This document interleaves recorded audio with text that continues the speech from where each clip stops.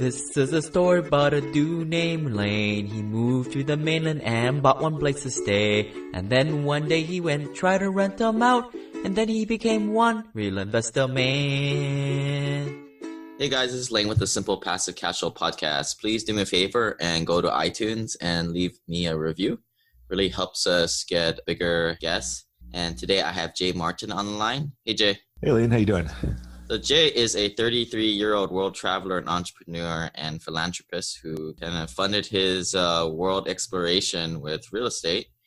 And he is the host of the Real Estate Summit in Oakland, California coming up. Wanted to bring him on, talk about networking. And Jay, give people a little sense of how much simple passive cash flow are you making today and how you doing it?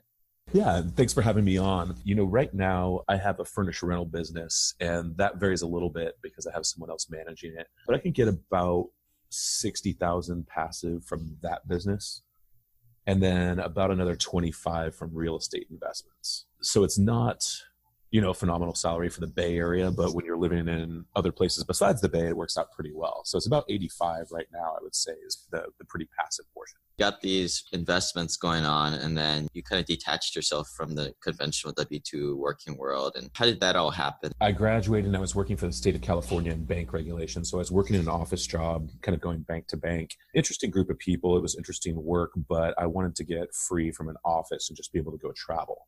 So that was my number one goal when I got into real estate, was to be able to get out of the office. So the first thing I did is during the financial crisis, starting in 2012, started buying some properties through 2014 to create some of the passive cash flow. After that, I started to build a furnished rental business, leasing and subleasing other people's property. So that was really what got me out of the office and out traveling to do what I really wanted to do. Then I had to start working on spending less time doing it, which was a whole other process that, you know, took another year or two. But that was kind of my thing. I've been in an office job for a long time and I was just ready to go travel. So that was my number one goal. You're the host of the Oakland Summit. Let me know how that all got started. How does someone just start up a summit where people travel across the country and you get these big names to come in and talk about real estate? That was probably started from me not knowing what I was doing. Actually, you know, you're on BiggerPockets also, and I encourage everyone to go on BiggerPockets.com. It's a great networking resource for real estate investors. But actually, this is how my networking really all started, and it leads up to the summit. Johnson Hong and a couple other folks in San Francisco on BiggerPockets organized a meetup, which we didn't have any meetups in San Francisco from BiggerPockets at the time. Groups of folks getting together, chatting, no sales pitches. And when I went to that for the first time, you know, that really opened up my eyes to what was possible out there. There was a bunch of other investors doing similar things to what I was doing or wanted to do. So right after that, no one continued the meetup, and I just decided to start a meetup myself. So I started a meetup in San Francisco. And I mean, this just shows you how networking snowballs. Shortly after that, I was contacted by someone from BiggerPockets, and Josh Dorkin, the CEO, was coming out to San Francisco to speak at Google. He wanted to meet with some local BiggerPockets folks, so he wanted to come out to my meetup. Obviously, that was the biggest turnout we'd ever had. I think it was 100-something people. And they had done a big summit to get everyone together in 2012 and decided not to do it anymore. It sounded like they weren't doing it again. So after that, I decided, you know, I wanted to be a part of that. And if they weren't going to do it, I was going to do it myself. All right, and those recordings are floating around out there. I mean, there was a lot of good content in there. Yeah, absolutely. They sold those recordings. I'm trying to record our speakers also this year, but to be honest, it was, you know, rather than reinventing the wheel, I literally just did exactly what BiggerPockets did. The day after I had that meetup with Josh, I put on BiggerPockets. I said, hey, I'm going to have a big summit, invite everyone out, and I'm going to do this. At the time, I had no idea how much work it would be, and maybe a mistake on my part. But what I ended up doing is just literally calling everyone that went to the prior BiggerPockets summit. I called, you know, moderators from BiggerPockets, people who wrote the books, people just like yourself that had been on a podcast, just to invite them to come out and get in the mix. And that was really it. It was just picking up the phone and calling everyone to get everyone together. I think that's what Gary Vaynerchuk calls the land grab. He went big with Twitter when nobody else was doing it. I mean, that's kind of what you did. You just kind of grabbed it and ran with it. Now it's kind of yours. Yeah, absolutely. And, I kind of like this for other investments and things like that. You know, I don't want to say being original is overrated, but, you know, it's difficult sometimes to go blaze your own brand new trail. and literally just replicating what people wanted that was out there that wasn't being done. Like I saw the hole in the marketplace and just jumped on it and became the only game in town on that. So this was really, it was my way of just meeting more people because I was so into networking and so new to it. I just wanted to get these people in touch with each other and myself, not necessarily knowing what was going to come of it. That's what networking's all about. You know, you got to get out there and just, you don't know what you don't know. You don't know who you don't know until you meet them. You kind of just did what Toyota did and just see all the good ideas from Ford and American companies and make it a hell of a lot better. Yeah. You know, and if it's not patented, again, it's not just like, it's not reinventing the wheel, right? They didn't make a whole new wheel. They just found the things that were good, assembled them together and packaged them in a way that, you know, worked for people. That's what we really try to do with the summit. It's not a bunch of sales BS. It's really just about getting folks together to network, make connections, and get a little bit deeper connected to do deals down the road. And I went last year to Oakland, and I thought it was a pretty good summit. I mean, the speakers for me, I'd heard a lot of their talks before, but it was really the networking. I think you guys spent a lot of time creating sessions where people could network. You guys had the one on, I think it was Saturday night, where it was just a big free-for-all, and you guys hosted it with beer and wine. That was pretty fun. Yeah. You know, the education's part of it, and that's part of what gets people out to, you know, learn about different aspects of investing. I think the bigger thing is if you can meet one person that either gives you a great idea or hook up with on a deal or brings you a deal, it pays for itself, you know, a million times over. So it's just about meeting that right person. We're going to do it a little bit more focused this year with a networking app and a little bit more breakout sessions to get in touch with people that are more specifically important to you. But that's really what it's all about. Again, it's that one idea or meeting that one person who changes what you're doing. And those are the takeaways that I, you know, bring away from networking and the reason I still spend the time going out to stuff like that. You know, our paths crossed in Seattle this summer when you were just happening to pick there as a residence for the summer. Yeah. You're cherry picking the good weather. And, Absolutely. and you know, we met up at a meetup. And let's talk about different formats for these networking meetings. You got the big REIAs. These are the ones that you pay. These are the traditional real estate meetings, supposedly under the umbrella of REIA, whatever that really is. Then you've got the free meetups, whether you donate $5-10 here or completely free. What's your thoughts there on quality and whether you got to pay $10-20 a meeting or if it's free or not? Yeah, you know, it's a little bit all over the map. For me, I guess I would approach it as an attendee. So first of all, like, what do I want to get out of it and what kind of environment do I want to be in and what do I want to do? I think it tends to be that newer folks tend to like a speech on a particular topic a little bit more because they want to get introduced to a particular topic in an easy manner rather than just getting thrown in a mix of people who are talking at a very high level. Right, because they don't, you know, you don't know anything. So what good for them to go out in the free open world and just mingle, right? Yeah, I mean, I think if you walk into a room where there's no speeches and just 30 very experienced investors and you know absolutely nothing, I'm not saying don't do it. I mean, you can always pull things out of that. You're going to take a lot of notes of things to look up later, but it's a little bit more accessible maybe to go to something where there's someone speaking so you can learn about a different topic. I don't want to necessarily discourage anyone. I mean, I think it's really important to hook up with more experienced investors that can potentially mentor you throughout time. But I've just seen that different people are drawn to different types of formats. So I would say the biggest split for me is those that do focus mainly on a speech and just have a little bit of networking time. And there's other meetups that will only have networking time and no speeches. Those tend to be a little bit more, I think, along the philosophy of BiggerPockets, where they're there to just share. Whereas oftentimes if there's a speaker, they have an objective. There's a reason that they've come out to share information. Not always just because they're the nicest people on the planet. They may have a business or a product. There's nothing wrong with that either. Maybe it's a valuable business or product for you that you should be hearing about. But I think once you have to get people speaking, you tend to get different motivations that can creep into that, I think. All right. And I think I'm aligned with the BiggerPockets mentality where, you know, we don't like the big REIAs because those guys, they just bring in these pitch fest guys. And the deal is you get a kickback. They get like a quarter or half of the sales or whatever, you know, the speaker comes in of their $500 coaching program and $30,000. Exactly. And, you know, that's exactly like I was approached by the group for the summit. And they said, hey, if we can come out and speak, you know, we can give you 50% of all our coaching sales, you know, and this and this and that. But that's going to incentivize them to sell from the stage, which is exactly what we don't want. So I said, you know, thanks, but no thanks. You know, we're not doing any ticket sales splits, none of that stuff. It's really just for sharing and networking. Again, I don't want to cast, too much bad light. For some people, coaching works. For some people, that might be a way, maybe if they don't have time to go, do it themselves, so to speak. But really, you need to have time to do it yourself no matter what. So I do think there's a difference in those two different types of meetups. I encourage everyone to go out and try each one, see what works for you. Some have different topics. For example, I saw you at Troy's Cascadia Investors Alliance meetup, and I think it's more experienced people it tends to be. Whereas I go to another meetup in Seattle, and maybe it's a lot more newer folks that are listening to the speeches.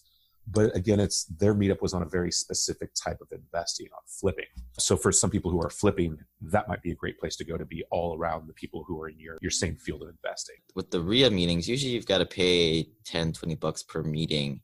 And that other type of meeting that you're talking about, that was a free meeting. And normally, I mean, I got mixed feelings about, paying, because like you want to pay because it rises the level of people in the room. They're just more committed. Yeah, which is still nothing, but it's something. and something that I've kind of discovered lately going to different real estate meetings is instead of going to like a dozen meetings all at $10 per, you want to try and figure out what's the most expensive one you can get to and go to that one. Huh. I mean, there's I've learned that from another platform. There's that Summit at Sea that everybody goes to, all the big names. I mean, that's huge, high level networking. Mm-hmm. And that one's thousands of dollars to go to. A lot of these other networking meetings are $1,000, but a lot of big players go to these masterminds where it's $25,000. Mm-hmm. And I joined up with one particular, and everybody will swear by them. I mean, it just sounds like a lot of money, but just the value that you get from the people. And yeah, you got to be up to a certain point, but it's just being totally valuable. Absolutely. And to me, it comes back to that idea of if you get one great idea or one great connection that leads your business in a different way, or allows it to multiply, or whatever it may be, or find something, a way that you can really enjoy your life, whatever that reward is that you get out of it, it doesn't take that much. Again, that one idea, that one connection that takes you to a whole other level. In that regards, 25,000 is nothing. I would say my thing with cost is it really depends what's behind it. You can go to free meetups that are great because they're not trying to pitch anything and they're just there to hang out. You can go to free seminars sometimes that are free because they're doing the sales stuff there. Whereas, sometimes there's very expensive seminars that, might be a bunch of BS and they're just trying to get accredited investors together. And there's others where they're bringing all the high level folks and they're charging because they're not selling. So I think it can vary a lot, but you got to really look what's behind it and what's behind it for you. If you're trying to connect with higher level investors and it costs money to do it, do what it takes. If you're just trying to kind of feel out the field and see what's out there. Right. And I think you mentioned a name earlier, and I think I'm going to probably have to edit that one out. But if people want to know who that was, let me know. But I'm not a fan of those guys because, quite frankly, they're constructed to be bird dog factory recruitment trainings. I mean, they'll train you, but essentially, they're the experienced real estate investor, and all they're doing is trying to find people who will find deals for them because they know you don't have the network to be able to close a deal, nor the network to be able to find a seller.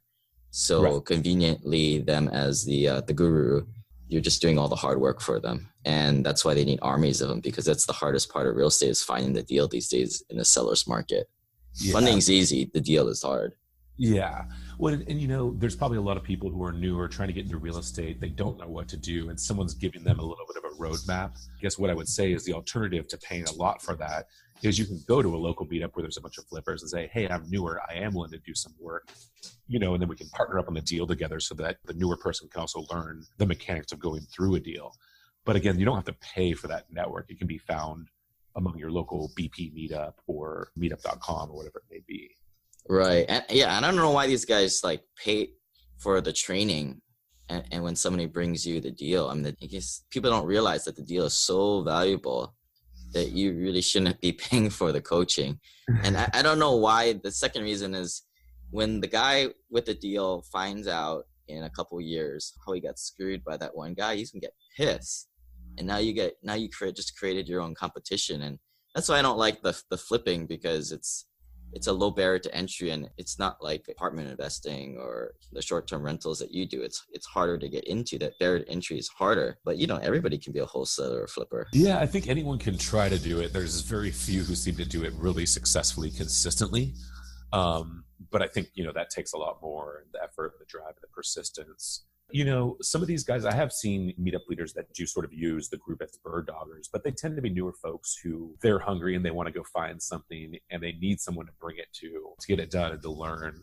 I think there can be things that are beneficial for both people, but I agree it's not something you have to pay a big coaching fee for.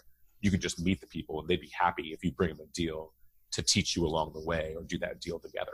Partner up. A third way I see meetups done is just a round circle of, it's usually smaller groups of people, like 8 to a dozen, and everybody just kind of goes around the room and has their 5 minutes of fame. And I've liked that, for more buy and hold investors, it seems to work with, as opposed to active real estate stuff. Any other kinds of networking formats out there? I've also seen the cash flow game too. I haven't really been to any of those yet. I've never actually played the game. Someone used to try to convince me to play it back in 2011 when I was actually looking for property, but I was too busy looking and buying it. It's kind of boring, yeah? I mean, I use a calculator when I play. I don't use that money. Like I said, I actually haven't played myself, but I don't know. I mean, I guess whatever I think that's more of like a motivation thing to get you interested and get started and introduce concepts or something. I would say, to me, the biggest difference is the speech, no speech ones. There are some games. There are some social ones, actually, which I think are really great. I mentioned Troy earlier, does this too. It's kind of like they'll go do an escape room game together, or they'll go just drink at a bar. And of course, real estate's going to be a topic, but it's not necessarily just a real estate networking thing, it's social outing. So I would say, whether you're doing that in a meetup or just going out with someone, I think some of the strongest relationships that I've made have been with people that I've just hung out with, so to speak. Just go out and have a drink, go out and have dinner, whatever it may be, to get better connected with them on a personal level. A couple of things that I've done is, because my investing is more, hey, you've got to put down 50 grand on a syndication, got to build a pretty strong relationship. I've been focusing on very small groups or even one-to-ones. So like on my lunch break, I'll just have like an open, hey, we're going to go and walk to the park, walk and talk about real estate is what I call it. Hey, we'll meet up at the dog park because I got to take my dog to the dog park. Yeah, I think that's great. And especially if you can incorporate something that you're already doing in your life. Not only, can you kind of do two things at once, so to speak, but like people really appreciate the authenticity that, no, it's not like meet me in a boardroom with suit and tie and we'll talk about this deal. It's like, you're still a normal person. You're going to do regular things in the day. You enjoy the outdoors. You enjoy your dog. It's like, hey, bring your dog too. Come out and hang out. We'll go walk our dogs and talk real estate. All right. Let's get some exercise, right? Like, I mean, I don't want another lunch or I don't want coffee. I think it ultimately comes down to that personal connection, and really the people that I work with today, they're not really the people I met at a meetup group and like took their card and met them for 2 minutes. They're people that I saw over and over each month at these meetup groups and sat down with, had drinks, had food, went and did other stuff outside the meetup group together, and really just people that I enjoy being around. But I think that personal connection can be so strong. A lot of people think, oh, just go to a meetup group and collect as many business cards as possible. And then they go home, throw them in the drawer, never talk to anyone, and they wonder what happened. And I think you bring up a good point there that, I mean, after going for about 6 months, you get a sense of who's there for 1 or 2 times and you never see them again. I mean, let's face it, it's real estate and this stuff isn't cheap. Barrier entry is a lot higher and balk rate of people just giving up is pretty high. That second part is the bigger emphasis for me. I mean, there's money out there. People can do it if they have the time and energy and persistence to find a deal.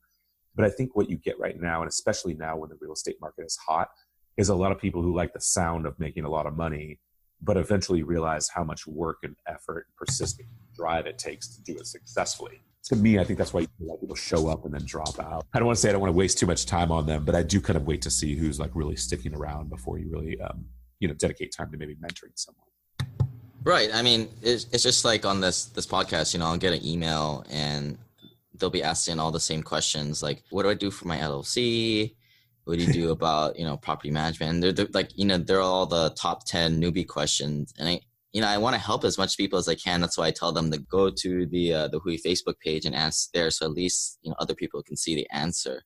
Yeah. But a lot of these guys, you just never hear from them again. And it's just not worth the trouble. Yeah, absolutely. I kind of got some things together with some links to different topics. And it's like, oh, okay, if you read all this stuff, go through this material. And then once you've done that, you can, I'll talk to you. So it's like once you put forth the effort to do the research that you need to do, then I'll spend my time answering the more important stuff. Yeah, a lot of guys have been asking, hey man, I want to get on this like apartment investing thing you're doing. Let me help out. And I'm like, okay, the hardest thing is find a deal. Go find a deal. And then they're like, they bring back like 6 properties. Like, whoa, this is hard, man. Like, you're asking way too much in terms of your criteria, man. Like, yeah, then poof, you never hear from them again.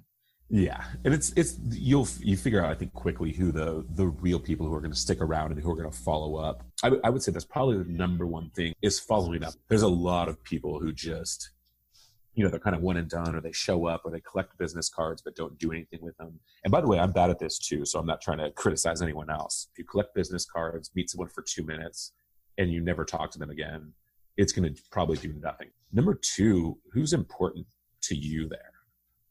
It's not about getting 30 business cards, but if you listen to or meet someone that's really interests you in something you want to get into, or has an expertise in what you're already doing, those are the people you need to hone in on, make sure you follow up with a call, get in touch. At the same time, you don't want to just headhunt the Guru X because they're not going to really help you, right? Like they just have too much stuff going on. And this is my number 1 networking tip is don't be an asshole, right? Don't just keep asking question after question after question, right? Like, add value first, leave with value, because you'll just be another one of these bozos, just keep asking questions. And for these guys who are doing a successful buy and hold portfolio or a flipping portfolio, they don't have the time. Hey Jay, like, tell me how to like help you, tell me how to add value to you. And it's like, well, I don't even have time to even think of things for you to do, Like, you figure out what I need and you go out and do it.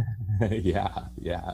Or, just even recognizing, for example, that you have a podcast and being like, hey, can I go help you find some great people who are on podcasts or, into something that you like, or in your topic here, that in this idea of passive cash flow. Right. And give without quid pro quo agenda. Just send over, that's what I do. I don't get any kickbacks from sending over CPA or lawyer referrals. I just do it, right? Because it's putting that social currency in the bank and it's going to pay off at the end. I'm not doing it for like 20, 30, 50 bucks a referral or anything like that. I just do it without any outcome. And I think this is actually super important, and it's a super important part of networking. Whether you're new or slightly experienced or very experienced, there's always someone out there, like a mentor, like you were talking about, right? You've done a lot of stuff, you own a bunch of property, but you're still out there networking with people that are as experienced or more experienced than you are. Like, you made the focus to go do that. And I think people can do it, but it's not about asking for a mentor. It's about helping people out. My biggest thing, if I want to talk to someone, I offer to come meet them basically whenever they want, near wherever they're at, and buy them lunch. And it's a very simple thing, but if they don't have to go out of their way to meet you, almost everyone will say yes to that. And it's a great way to just get your foot in the door, go talk to them, ask them how life is going, talk about their family, what they're interested in. People will open up and share with you and get connected with you way more on that stuff. I'll get sent a message through the internet forums, which is a horrible way of connecting with people, I think. But they'll be like, hey man, how I get a hold of you? I'm like, oh, send me an email. It's like, man, where's your email? I'm like, my email is right on my signature line right there. If you click on my portfolio, you'll see it right there. Not being one of the big boys in investing quite yet, aka the accredited investor in the eyes of the SEC, it's tough to find good options for investing. But then I started investing in the American Homeowner Preservation Fund, or AHP Fund, which is crowdfunding the mortgage crisis in America. The fund collaborates with existing homeowners to keep them in their homes. It's a way to make great returns while feeling good about making a social impact. After investing myself in the fund, it was awesome when they approached me to become an advertiser of the company. You can start investing with as little as $100, and if you want the free Burn Zone book, please send me an email to lane@simplepassivecashflow.com. But those are the people that you think maybe they need too much hand holding. And right. I mean, I don't want to sound like I'm trying to filter people, but I am. I want to help people. How to contact someone, then maybe you do have an issue to start with. Also, it's being persistent too, because people, they don't check all their emails. But when you re-ping people, always again add with value. And from my point of view, I don't have any formal mentors. I mean, there's mentors that I've paid for, and that's another thing. But the informed mentors that I do have that are non-compensated, I've just added value to probably about a dozen people, and these few people have come back and given me the mentorship. So it is sort of a numbers game. And I think absolutely, like, creating value, for that person is the number one way. I will say it's almost been surprising to me that, like, there are a lot of experienced investors who do want to help people, even if it doesn't add to their own investment or business. But for them, it's more about someone that they want to help, right? Like, there's a million people asking for help. So, like, why help you? And I think that has a lot to do with the drive, the persistence. Are you following up on what they say? Are you doing the research that they're talking about, kind of following up on their advice? If you ask for something, they tell you something, you never do anything with it, they're not going to talk to you again. If you follow their advice and say, hey, you talked about this, I went and did all this research and I found X, Y, Z. Now they're like, oh, okay, this person's actually going to learn from me. I'm not wasting my time. And I think you can get a lot back that way also, on top of adding value to whatever they're doing. Right. I did X, Y, Z, and I was wondering, hey, did you try W right here? Yeah. But if you take people's advice and go out and implement it and talk to them about it and, really seeking their wisdom, I think a lot of people will be surprisingly open also. Yeah. I mean, for me, it's always, let's get people single family home to get out of the rat race so they can see the light and into bigger and better things.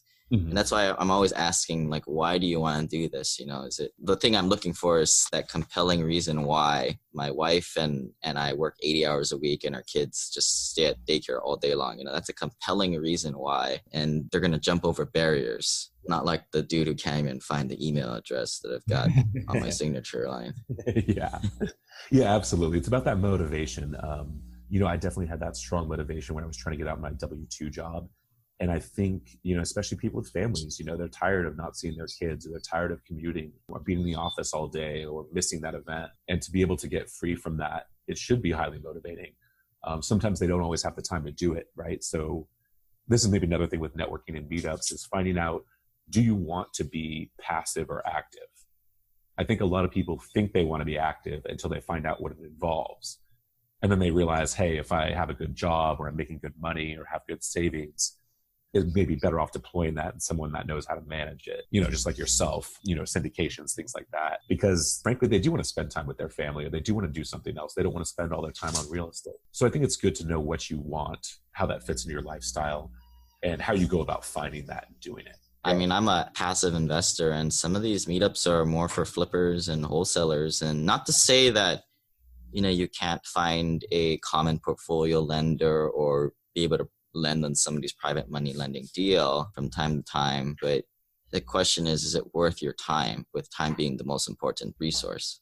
And there's probably a little bit more competitive nature in that kind of environment, maybe, than in the buy and hold or syndication type thing. It seems to be a little bit more sharing there. It's all that barrier to entry with the fix and flippers. There's only one deal, and there's only one way that they're finding properties, whether it's probate or whatever, some secret that they hold on to that. And that was something that kind of drove me crazy, and why I like the buy and hold group, that we share a lot more and a lot more collaborative.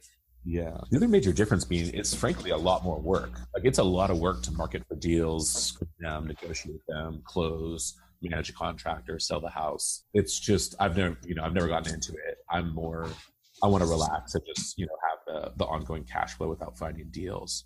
So I'm more, in your line of thinking with that. I just don't want to be that active, I think. Then it's more a matter of bringing the right people and screening the people. I'm a proponent for screening people and qualifying people in terms of, like, hey, what are they doing? And don't just spend the whole evening talking to the person. I also see it done wrong. I see people, they'll meet somebody and, they're trying to find a lender for their deal, and they're going around and, they'll come talk to me, and they'll quickly realize that I'm pretty sophisticated and I'm not going to go after their 5% deal. And then they just run away. They're not there to try and build a relationship. They're more from that camp of scorching the earth as opposed to being a farmer, which it puts a lot of people off when your personality and your reputation is really more important than making that sale.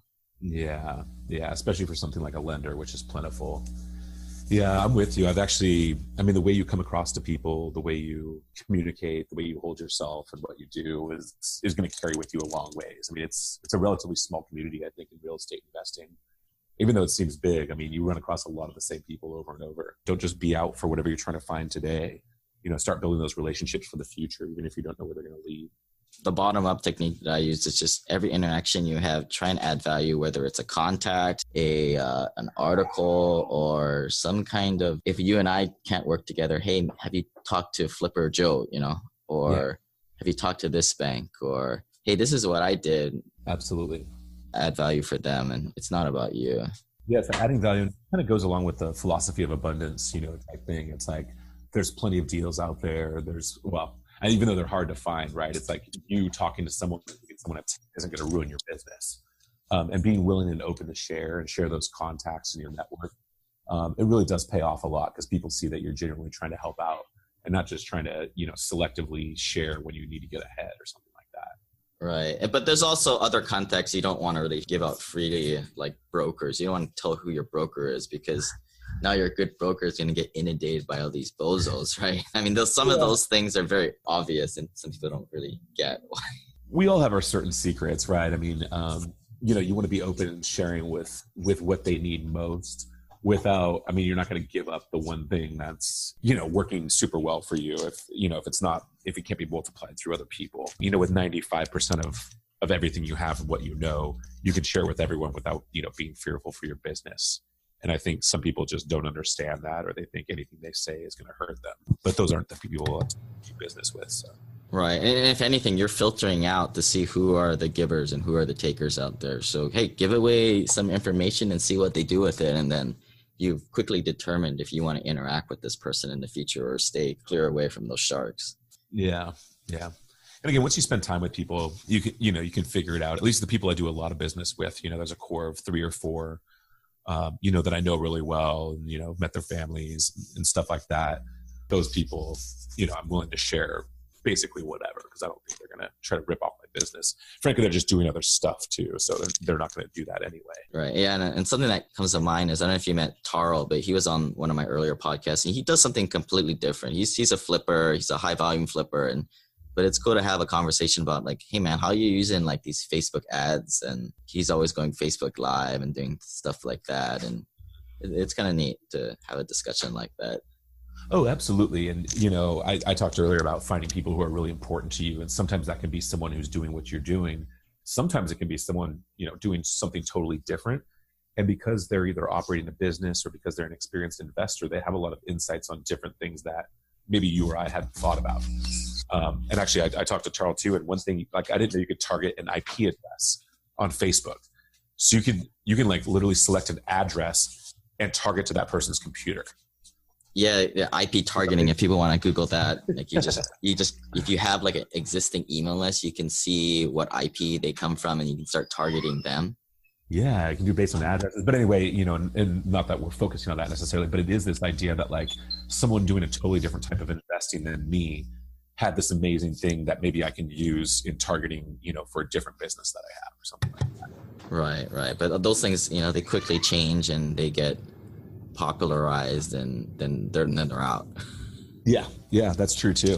I think it's part of it's just keeping your eyes open. You don't know what you don't know until you meet someone that teaches you that. Eyes and ears open to different things, how that you might be able to utilize those concepts or those tools in your business or in your investing, or to achieve a better work-life balance or whatever it may be. That's really valuable. And so that's why I'm just always out there trying to meet someone new and see what they have. Mentors really appreciate that you're getting something out of it. They're not wasting their time either. Let's take it more granular, and like we're going to the Oakland Summit. What are some steps that people need to do, and when they get there and they're standing out in the corner of the room, like what are some things that you do to loosen yourself up and some things that get the networking going? Whether someone's coming out to the summit or if you're going to a different networking event, especially something that's a little bit bigger and you want to focus some time on, it actually starts before the event. So number one, in this case, we have a networking app that everyone's going to be able to upload their info into and get connected before the event. But even if you don't have something like that, like on meetup.com, there's profiles on there, right? You can click it and see if someone filled in their profile and what they do. So I think that's number one, is if you have the time and the commitment to do it, take a quick look at who's going to the event and who might be important to you before you head out there. And that'll do a couple things, right? Is one, you're going to maybe have an idea or a list of people who will be likely more valuable to you that you might want to spend some time talking to them. The second thing is that if you show up and someone says their name and you said, oh yeah, I looked you up online. I noticed you do XYZ and I'm really interested in talking to you. You've already shown that you're willing to commit time, energy into meeting people and not waste their time because you're putting your time in already. So I think that's the number one to start, is find out who's going, find out who's important to you, learn a little bit about them. Just like if you were going to meet someone who you want to mentor you, look them up online, see what they're doing, see what they're interested in. Show them you're serious about the interview. Make an introduction via online before you go. I mean, I'm not really saying go after the speakers, the second tier, just the kind of the Joe Blows like yourself. I'll ping someone like yourself and say, hey Jay, I'll see you at the summit. Maybe we could talk about this. Build that bridge so that when you finally do meet, we can have our awkward handshake about, hey, we first time meeting in person. We've only met virtually, but then you can get right into it because you built that bridge. And it could be so small, just as to say, hey, I saw on your profile, you do X, Y, Z, and I definitely want to talk to you about it. Just wanted to drop a line and say, hi, see you record base. You're already 10 times more connected than any stranger in that room. Just that little tiny seed that you planted before you showed up. Number 2 is to have some kind of goal about what you want to get out of it. Is it you want to learn something new or get an idea about how to do some new type of investing? Do you want to meet people that have specific goals? And a big part of that is, what do you have to offer? So what are you experienced in? And a lot of these networking meetups, there'll be haves and wants. So what do you want? And also, what do you have to offer? So this will be on the app in our case too, but whatever it may be, even if it's just for yourself, make a little list of things that you are either experienced in, know well. Even if you're not a real estate investor today, you might be a web developer. You might have a lot of contacts in a certain industry. Your uncle might be a construction manager or something, or a GC. So think about the things that you have to offer and emphasize those things also when you're out there meeting people, instead of just asking for what you need. What are your thoughts on saying, and I've got $500,000 to invest, what do I invest in? That can be tricky because you're going to get a lot of people who might jump on you, when you're flashing. Maybe that's what you want, huh? I don't know. It might be. I mean, maybe you want 20 people beating down your door and you want to filter through them. Maybe you just want to let out that you're looking to, maybe that's a test too, right? You say, I have $500,000 to invest. What should I do? And if they just say, oh, invest in this without asking what your goals are, well, maybe push that person to the side. Find out, someone who's looking out for what you specifically want and your goals and your lifestyle. I think it'd be tricky how much of your personal information you share up front. A lot of what I'm trying to do at a meetup or a networking event or like at the summit is you're trying to, figure out who you might want to meet ahead of time, be open to who you're meeting there, what you're learning, make that initial contact to follow up later. I mean, frankly, at any meetup event, you're never going to be able to deepen a relationship too much just there. It's a limited amount of time. Everyone's there at once. At least from my perspective, you want to utilize that time to find the people who are right for you, establish a connection, and then make a note that you do need to follow up with them later. You're not going to go for the jugular and pitching a deal that night. Yeah, exactly. And it's not quite like speed dating, but the idea is that you're all there, and have limited time while everyone's together to find the people that you find really interesting and want to talk to more. You're not going to get married that night, right? You're not going to probably leave and go on a 10-hour thing together.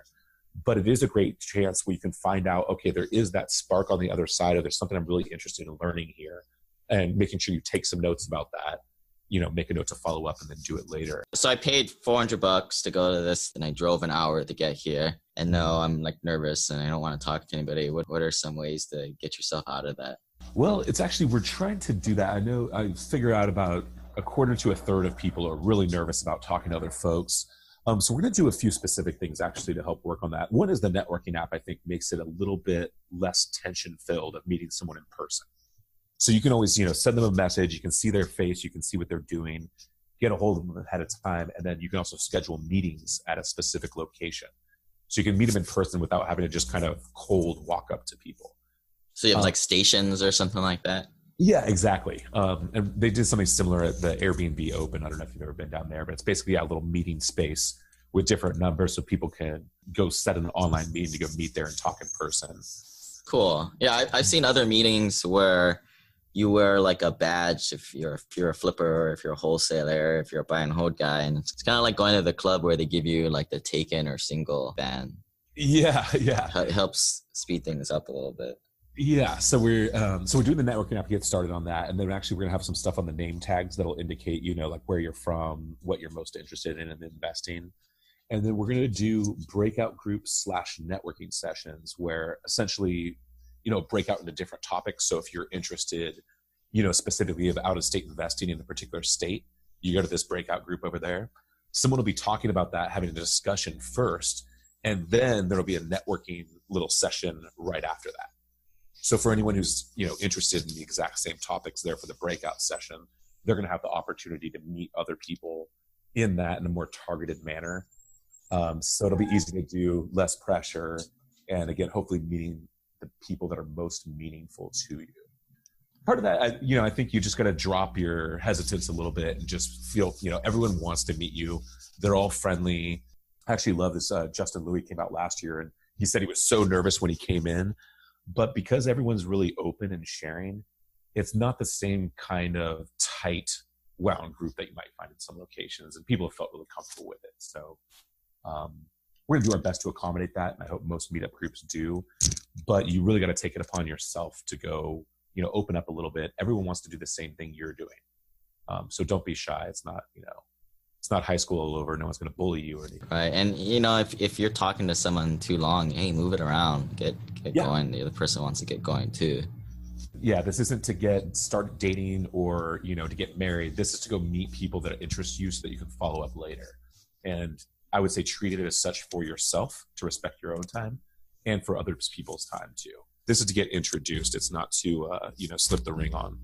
And this isn't the form, or we don't have the time to get into different techniques on like how do you bow out of a conversation gracefully. I think a good book for that is Never Eat Lunch Alone by Keith Ferrazzi. Any other book recommendations? Well, I've been focusing on my business as far as systems and procedures, and Work the System was really powerful for me. I know that's not exactly on the networking line, but I think it's important for anyone, whether you have an investment, a business, whatever it may be.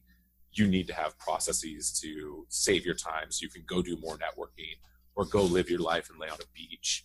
And if you don't have those, I think the rest is going to be really difficult. I think great example of you need to go out and do it. I mean, people like myself, like engineers, we need to read it in a book, and because we're like machines and we're weird like that. But like for more naturals and other folks, you just got to do it, I guess.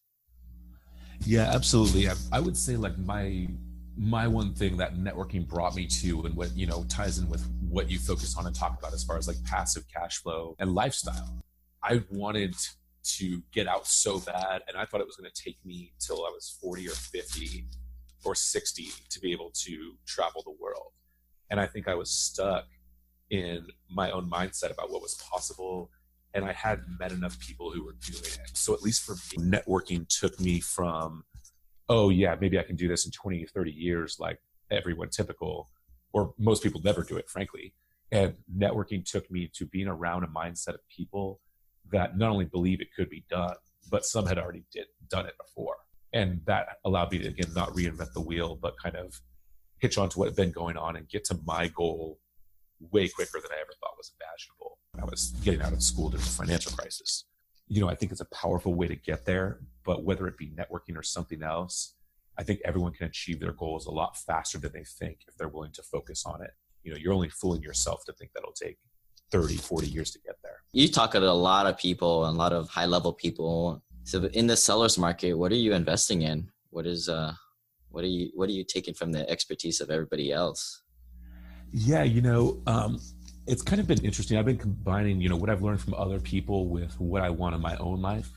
And what I found out is that when I'm traveling, and it literally took me talking to other people to figure this out, even though it seems so simple.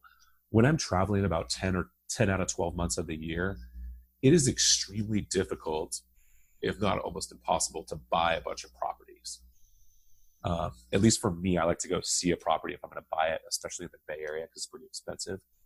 And so I've found that purchasing physical assets is very difficult for me actually while I'm traveling. And part of the reason I'm also traveling right now is I think that, again, I'm a big believer in economic cycles, real estate cycles. And I think that there may be you have to work a little bit harder right now, I think, to get a good building and good return. And again, you're out in Hawaii, so at least you have a nice place to relax while you're waiting for the, looking for the right. That was the point of it. Exactly. And I actually, I read that and I feel the same way as like someone was telling me, man, I have to work 10 times harder for a deal that makes half the money. And I'm like, I'm on vacation until, until I find one that meets my criteria, or until there's a point in the economic cycle that I feel is a little bit better reward relative to risk, which I feel like is when everyone doesn't have a job and things are starting to get better, is a better time to buy real estate generally than when everyone's trying to buy it. Right. It's like you let me know when LeBron James retires, then I'll start playing basketball again. Yeah. Like. And it's not to say that there aren't deals available in this market, but I think the amount of work that needs to be done relative to the risk reward and what comes next. There's some people who are always deploying capital. I'd say that's good if it works for you. For me, I like to selectively deploy it when my odds are best, so to speak, and there's more options on the table. So you're a guy who when you see the dealer has a 6 showing and you have a pair of 10s, you split the 10s. Split them and then double down if you can. Right. Yeah. It's kind of like Warren Buffett, greedy when others are fearful, fearful when others are greedy. And I think in his last annual report, he said, every 7 to 9 years or so, it rains and then it pours. And when that happens, you need to be out there with the biggest bucket you have. Again, I'm not all about market timing or this or that, but I want to deploy my capital when it has the best probability for me to be successful without a lot of work. So I think for those who can find deals now, I say great, invest in them. If you just want to take some time off and relax too, again, there's some balance between when you go live your dreams and go do all that and the amount of work you do to get there. So for me, I enjoy some of it now while I think the market doesn't have quite as many opportunities. And maybe when there's a lot more deals, I might travel a little bit less, and buy some stuff like that. But I will say, to be honest, my lifestyle has been challenging in regards to buying property. But what's most important to me is my lifestyle. And I'm at a point where I'm okay. And I can do deals later, when they present the opportunity. So I'm just focusing really on enjoying my life and traveling and growing my business a little bit in the meantime, and having other people manage that for me. I totally agree with everything you said there. And I'll add on that I'm tying it back to the whole networking thing. Take a big picture of what's happening here, guys. Like there's funding and then there's deals. Right now, there's a whole bunch of funding out there. There's a whole lot of people with a whole bunch of money in their pocket, not doing anything. And there's not many deals. And very soon that's going to, transition over. There's gonna be a lot of deals and there's not gonna be any money. So now's the time to be making the contacts with the people with money and interested in real estate, because when that switch happens, everybody's going to be going back and hiding. Absolutely. And it may not be exactly the same as the last cycle, but that's exactly what you saw, right? The money was so tight. The deals were so plentiful, but it's because it's almost like the real estate was too cheap. People were too scared, right? But that's like what Warren said, right? That's when you come out with the bucket, and you do need to have those contacts. It's so crazy you mentioned this, because I was talking to someone who, was thinking about speaking at the event, but they're like, oh, we're really busy and we don't have any deals right now. So, we don't need to raise any money, so we're not going to come out. And I was just like, if you're a farmer, you plant your seeds before it rains. You don't wait till it rains and go, oh, great. Put the seeds in the ground and hopefully they'll grow real quick. So anyway, I just would second what you say there. Just build those relationships all the time. And when you need them, they'll be there. Don't just go out and seek something right when you need it, or you'll find that it's probably not going to be there. That's what I'm doing strategically with this podcast and the website. Yeah, the Hui Deal Pipeline Club, that's an investor database, and I pump out deals when I get them. But people are like, where's my deals, man? Like, there are no deals now. Like, it's not going to come out every Tuesday, It's very infrequent. Yeah. And I haven't found a good investment property lately, but when they come, they're gonna start coming. So that's kind of my pitch. If you haven't already, sign up for the email deal list. To that person's defense, Jay, maybe they have a very mature list. From what I see, a lot of these guys, they'll train their list down. They'll train their investors to only want 10%, 8%, 7%. Yeah. And they may not need anybody, quite frankly. And yeah. Would I invest with those guys? Yeah, good at what they do, but they're not going to give me the returns. They're going to take too much of the lead commissions. I mean, and this was no knock on any, particular person, and, everyone's at a different spot and, all that stuff. I just like the idea of what you're talking about is like, you go out there and you build a relationship over time. It's not a reach out when you need something from someone, type thing. That's what people value, at least over the long term. You're always kind of pushing effort into this machine. And do you want to be pushing your effort into finding deals when deals are hard to come by? Or pushing effort into finding funding and building relationships? Well, that's easy, because also right now, everybody is bullish on real estate. Yeah, that's why I start to get fearful. But yeah, I don't know. I'm always like curious. I know you were moving to Hawaii, and I think that's one of the things I read. It was like, it's a nice place to selectively hunt for a deal, like a nice place to wait it out. And I just feel the same way about traveling. It's like, I don't think we have to be, 130% all the time. If the market's telling you something, okay, sit back, have a Mai Tai for a little bit, and, another one will come and you'll be ready for it when it gets there, right? Right. I mean, all the big names aren't doing anything these days, but they're going after those 300 plus units. I mean, I'm not going after that kind of stuff. Yeah, I actually have heard of quite a few people saying now, like a few of the high level folks saying they're stashing their cash away, they're getting ready, they're talking to people, they're raising money or getting ready to raise money for maybe when there's more opportunity on the horizon. So, whatever people choose to do, again, I'm not discouraging if you find a good deal. But also, some people feel like they have money burning a hole in their pocket. Like it's okay to have some cash for future investment. So we're going to try and get this podcast out before sfbasesummit.com. But is there any kind of deal that you can give listeners here, Jay? Yeah, that's a great question. It's October 7th and 8th. I think we can maybe, how about this? If I'll give at least this, and then I'll see if we can give something else. If you, I'll give you a link, and if you buy it through there, I will personally buy you your first drink when you come out. And that was my idea, man. Hey, who doesn't want a free drink? And try to, just come up, find me. Hey, I heard from my show. I'll buy you a drink and I'll introduce you. Honestly, it's just a fun, great time to get together with other people. Again, if you can make one good contact, one good idea, I think it's worth your time. And it's a pretty fun event too. All the BiggerPockets folks out there. It is October 7th and 8th in Oakland for anyone who's interested. Yeah, it's sfbasesummit.com. Yeah, I'm excited to have everyone out. And then after that, I'm heading out to India and then Southeast Asia for a while. People want to get a hold of you, Jay, find a way to add value to you and, build a relationship with you. I'm sure you'd be willing to give them like a warm contact to someone that they want to meet that is more aligned with what they want to do.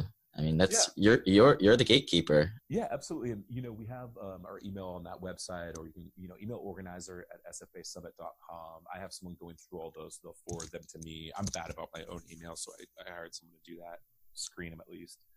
But yeah, absolutely. I'm up to chat with people. I'm just floating around. I'm going down to SoCal for a bit. So feel free to reach out and, or tag me on BiggerPockets. I'm always on there. Jay Martin is just the letter J. All right, Jay. Anything else? I want everyone to just go enjoy their life and kind of chase their dreams, and not just chase it, but go do it. So find a way to go make that happen, and just love your life and enjoy it. All right. We'll get you on and run through some of these other questions at a later time, maybe after the summit's over. No worries. Thanks, Jay. Talk to you later, man. All right, bye. This website offers very general information concerning real estate for investment purposes. Every investor situation is unique. Always seek the services of licensed third-party appraisers and inspectors to verify the value and condition of any property you intend to purchase. Use the services of professional title and escrow companies and licensed tax, investment, and or legal advisor before relying on any information contained herein. Information is not guaranteed, as in every investment there is risk. The content found here is just my opinion, and things change, and I reserve the right to change my mind. Above all else, do your own analysis and think for yourself, because in the end, you are the only person who is going to look out for your best interests.